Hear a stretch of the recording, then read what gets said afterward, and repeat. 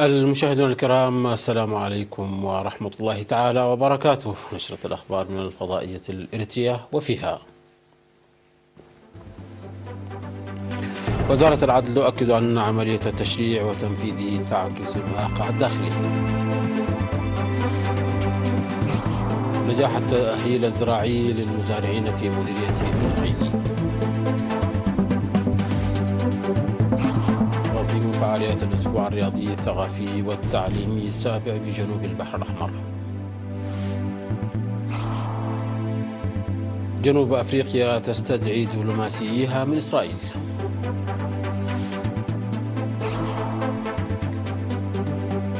موت ونزوح بسبب الفيضانات التي ضربت شرق أفريقيا. ومقتل 20 شخصا على الأقل إثر هجوم مسلح في الكاميرون. أهلا بكم مشاهدينا. أجرت وزارة العدل في 7 نوفمبر لقاءات مع مسؤولي الشرطة وقوات الأمن ومنسقي المحاكم الإقليمية ورؤساء مكاتب إنفاذ القانون بشأن إعلان تحسين تنفيذ المحاكم وهيكلها وصلاحياتها. وقالت الوزيرة فوزية هاشم إن التنظيم هو استمرار للمحاولات والتحسينات السابقة لضمان استمرارية قيم المجتمع، ويتماشى القانون مع وضعنا العام وتطوره وليس منسوخا أو مستعارا من الآخرين. وقالت إن جميع الهياكل يجب أن تعمل بطريقة منظمة. وأضافت الوزيرة فوزية أن ذلك يتطلب موارد بشرية مبنية على معرفة عميقة وخبرة قنية خالية من كافة أشكال التلوث والفساد، وهياكل وقضاء مختص مهنيا وأخلاقيا فرديا وجماعيا، وهياكل وأنظمة إدارية مختصة، وبيئة تلتزم بالقانون، مشيرة إلى أن القانون الوطني نابع بشكل أساسي من خصوصية الدولة ويجب تنفيذه بناء على عملية إعداد القانون وتنفيذه الشامل والمزيد من الواقع الداخلي، وعكس التاريخ والتنمية الاجتماعية والاقتصادية والأولويات الوطنية والقيم الوطنية والاجتماعية. وقالت أنه ينبغي تصميمه على أساس الثقافة والتقاليد والحقائق الأخرى. وقال مدير الخدمات القانونية بوزارة العدل السيد سيوم تخلي أنه قد قدمت مواضيع كثيرة في إطار الإصلاحات التي يتم تنفيذها من وقت لآخر فيما يتعلق بهيكل وصلاحيات المحاكم والقرض العام ومحتوى الإعلان الرقم 184 لعام 2023 ومجالات الخدمة وتخصيص الموارد البشرية، وكذلك إضفاء الطابع المؤسسي على الوساطة والمصالحة. من جانبهم أشار المشاركون إلى أهمية الإعلان وتوقيته، وأعربوا عن استعدادهم لتنفيذ هذه المهمة المشتركة.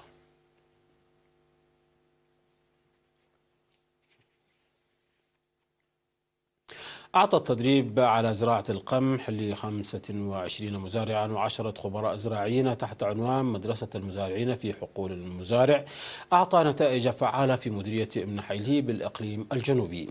وتم إجراء التدريب في حقول المزارعين في منطقة الدعاقة، وركز على زراعة القمح بطريقتين حيث حقق نتائج جيدة.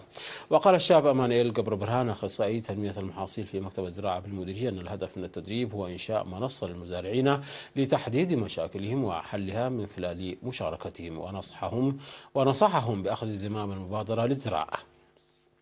وقال منقس طعامي مسؤول قسم الزراعة بالمديرية أنه من المتوقع أن يطبق المزارعون الدروس المستفادة. وحثت القائم بأعمال مدير المديرية السيدة ترحاس فغادو على تنفيذ التدريب في مناطق أخرى، لأنه سيساعد المزارعين على التواصل مع بعضهم البعض بشأن جميع القضايا ووضع خطط مشتركة.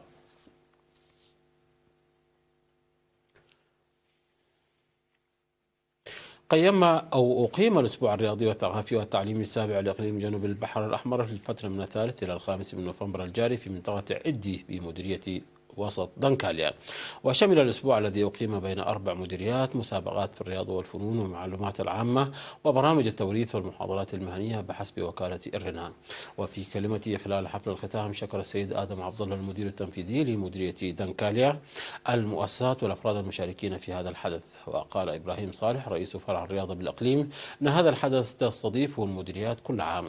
وقال أن الموقع الجغرافي وبعد المديريات هو عامل التحدي الرئيسي في استضافة هذه الفعالية، ولكن سيكون ذلك ممكنا بفضل الدعم العالي والجهود المتضافرة للشركاء.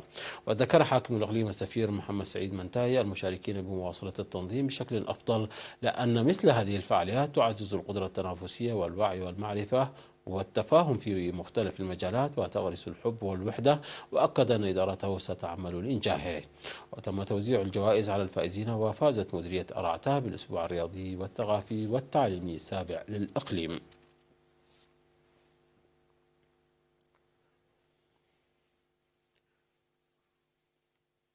وصلت نسبة تغطية تطعيم الأطفال أكثر من 78% في مديرية قلعة نفحي بالإقليم الأوسط. وقال الممرض مسجون يوهنس مسؤول الخدمات الصحية في المديرية لوكالة إيرنا أنهم يقدمون خدمات التطعيم المنتظمة للوقاية من 13 مرض وفيتامينات للأطفال الذين تتراوح أعمارهم بين 6 أشهر إلى 5 سنوات، وقال أنهم سيوزعون فيتامين إي قريبا. وأشار إلى أن المراكز الصحية تقدم خدمات الولادة لحمرتي وكتم ولح وقلعي، مشيدا باستفادة الأمومة الجيدة من تلك الخدمات. وفيما يخص السل والملاريا، قال الممرض مسكون أنه تم تشخيص إصابة حوالي 10 أشخاص بالسل، 8 منهم في الرئة و2 في باقي الجسم، وأن 86% من المواطنين المصابين بالملاريا والبالغ عددهم 177 مواطنا لوحظ في سجلهم التنقل والسفر من مكان لآخر.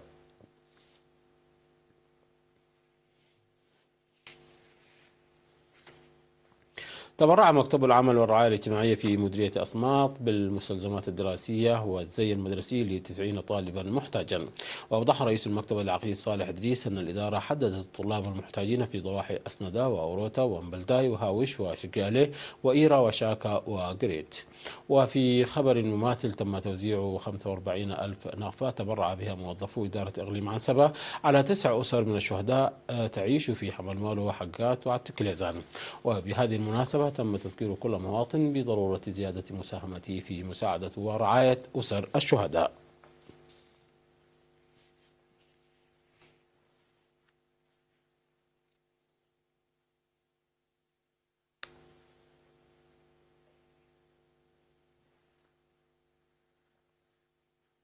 مشاهدينا، نشرتنا تتواصل من الفضائية الإرتجاء، لكن بعد فاصل قصير فابقوا معنا.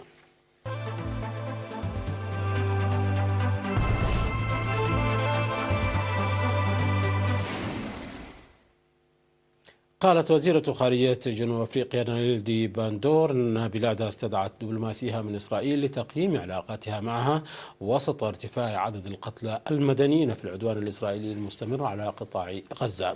ووصفت باندور عودة الدبلوماسيين بأنها ممارسة طبيعية، وقالت أن عملية الاستدعاء تهدف إلى تحديد ما إذا كانت هناك أي إمكانية لتقديم المساعدة، وما إذا كانت العلاقة القائمة قادرة بالفعل على أن تستمر في جميع النواحي. من ناحيتها، قالت وزارة الخارجية الإسرائيلية في بيان أن قرار حكومة جنوب أفريقيا استدعاء موظفيها الدبلوماسيين يعد انتصارا لحماس التي وصفتها بالإرهابية. وكانت مجموعة من الدول ومنها كولومبيا وبوليفيا وتشيلي وهندوراس أعلنت سحب سفرائها من إسرائيل للتشاور بسبب عدوانها المستمر على غزة. ولليوم 32 من الحرب على غزة، كثفت إسرائيل من قاراتها على القطاع مستهدفة أحياء سكنية ومرافق حيوية ومستشفيات، ما أدى لاستشهاد أكثر من 10,000 حتى الآن، معظمهم من النساء والأطفال، وسط تنديد عربي ودولي واسع.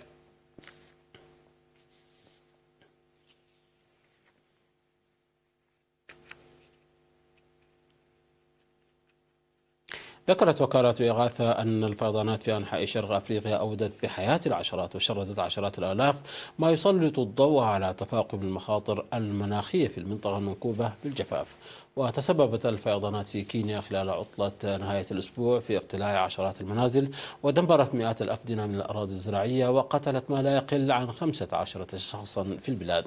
وهطلت أمطار غزيرة على البلاد التي عادة ما تكون جافة، ما أدى إلى اجتياح المياه قرى بأكملها واجتياح الشوارع. وذكرت وسائل إعلام محلية أن الكارثة أجبرت 4000 أسرة على إخلاء منازلهم. واستمرت الفيضانات في التأثير على دول شرق أفريقيا المجاورة أيضا، حيث لقي العشرات حتفهم في إثيوبيا والصومال. وفي الصومال أفاد مكتب الأمم المتحدة لتنسيق الشؤون الإنسانية أوتشا أن الفيضانات الغزيرة خلال موسم الأمطار هذا والذي يستمر من أكتوبر إلى ديسمبر أدت إلى نزوح أكثر من 113 ألف شخص، وأثرت مؤقتا على مئات الآلاف.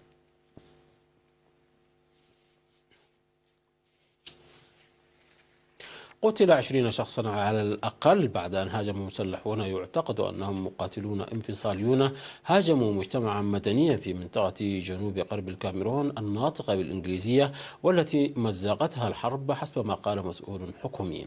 وقال فيانج ميكال حاكم قطاع مانيو التابع للمنطقة أن الهجوم وقع في محلية إجبيكاو في مانفي المدينة الرئيسية في المنطقة. وصرح ميكال للصحفيين أثناء زيارته للمحلية بأن التقييم الذي قمنا به للتو يظهر أننا سجلنا مقتل 20 شخصا وإصابة حوالي 7 أشخاص وإحراق 10 منازل.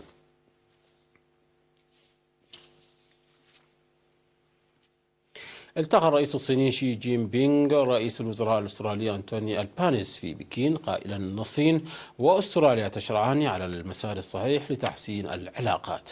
وقال شي لرئيس الوزراء الزائر ألبانيز أن هذا العام يوافق الذكرى ال50 لزيارة رئيس الوزراء الأسترالي سابقا غوف وايتلام. وأوضح شي أن الصين وأستراليا بلدان من منطقة آسيا الباسيفيك وعضوان مهمان في مجموعة ال20، وليس لديهما مظالم تاريخية أو تضاربات أساسية في المصالح، داعيا الجانبين إلى الحفاظ على الاتجاه الصحيح للعلاقات الثنائية في خضم التغييرات العميقة التي تحدث في العالم. ودعا شي الجانبين إلى إطلاق العنان لإمكانات اتفاقية التجارة الحرة بين الصين وأستراليا وتوسيع التعاون في المجالات الناشئة مثل تغير المناخ والاقتصاد الأخضر وتدعيم نظام التجارة الحرة العالمي والإقليمي وتوفير بيئة أعمال سليمة للاستثمار وتشغيل الشركات.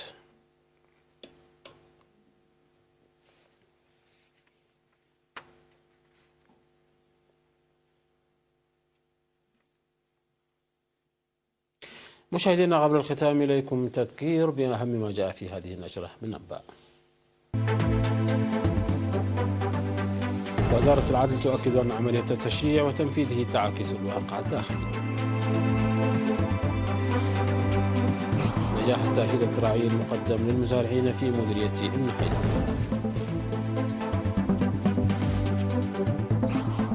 تنظيم فعاليات الأسبوع الرياضي والثقافي والتعليمي السابع بجنوب البحر الأحمر. جنوب أفريقيا تستدعي دبلوماسيها من إسرائيل.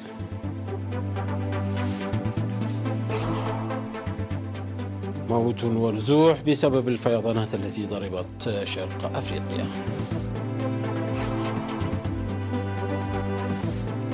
مقتل 20 شخصا على الأقل إثر هجوم مسلح بالكاميرون.